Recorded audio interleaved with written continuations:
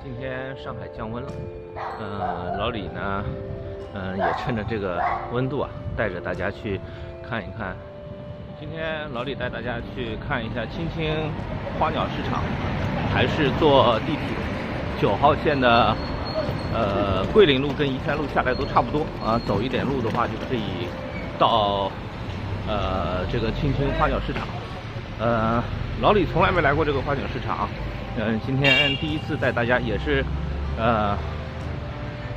一起到这个花鸟市场来看一下，它到底有什么好玩的东西。我们这里马上就要到青青路市场了，给大家看一下门口。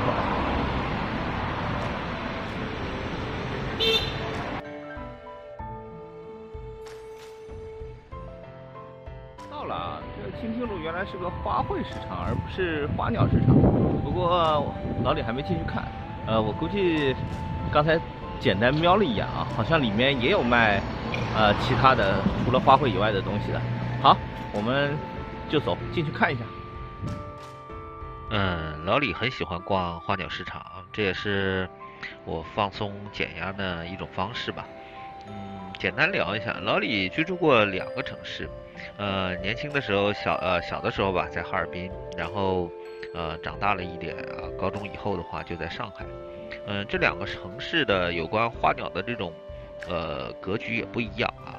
哈尔滨的这个城市呢，因为天气的一些原因，它卖花鸟呢主要是集中在早晚市，早市会多一些，因为夏天的时候的话，东北哈尔滨的这个天亮的会比较早，基本上4点钟天就会亮，然后5、6点的时候大家都会到这种固定的聚集的地方的话去赶早市。早市的话呢，上面就有很多是卖花鸟鱼虫的。那上海这边的话呢，主要的话就是以这种固定的大棚式的这种花鸟市场。老李原来的时候住在上海的老的南市区啊，就是老西门一带。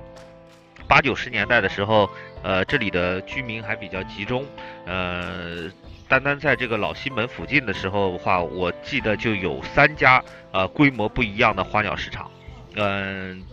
大概也是万商是最大的吧。当时的时候在那个大兴街附近也有一个规模不小的一个花鸟市场啊。